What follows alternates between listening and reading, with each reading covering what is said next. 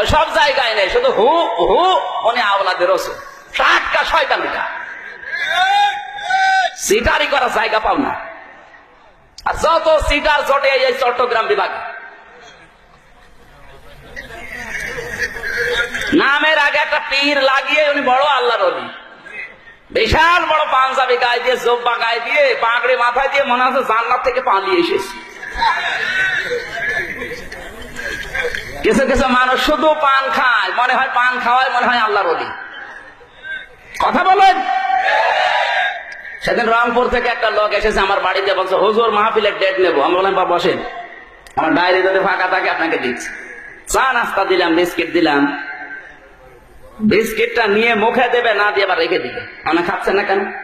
বলছে হুজুর আমি বেনামাজি রাতে খাই না। এ কি গো, আমি ছোটকাল থেকে নামাজ পড়ি, আমার বউ নামাজ পড়ে, আর এ কি বলে? বলছে হুজুর আপনাকে বলি নাই, এই বিস্কিট যারা বানিয়েছে ওরা হয়তো নামাজ পড়ে না। চিন্তা করলাম আল্লাহ মনে হয় জান্নাত থেকে পালিয়ে এসেছে। এত বড় আল্লাহর ওলি আমার ঘরে, আর আমি কিছু টের পেলাম না।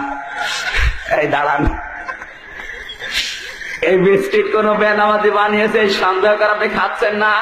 আপনার শরীরে যে বিশাল পোশাক আশাক, এগুলো কোন বেনামাজি বানিয়েছে? কোন বেনামাজের গার্মেন্টসে তৈরি হয়েছে? এত যদি ছবি দাবি করেন, সবগুলো খোলেন, জিনিস বের করে যান।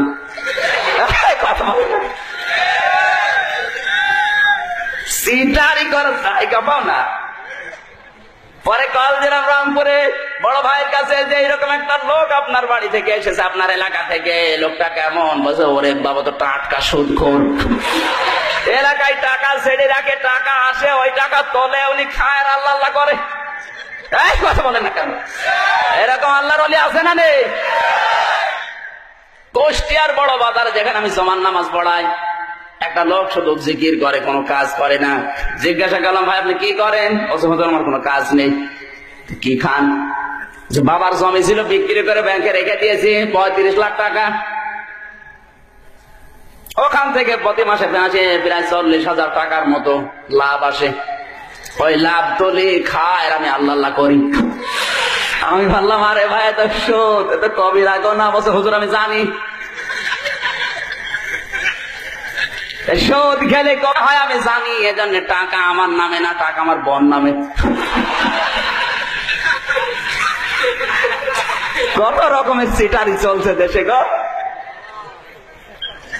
আমি শুধু বাজার করে নিয়ে আসি, বউ রান্না করে দেয়, আমি খাই, কোনো গোনা নেই। গোনা যদি হয়েও যায় হয়তো জিকির করি আর নামাজ পড়ি। নামাজ জিকির আর ওই গোনা কাটাকাটি, মাঝখানে জান্নাতে যাব ফাউ। এই ধান্দার মানুষ আজ বাংলাদেশে বেশি। কথা বলে ঠিক কিনা?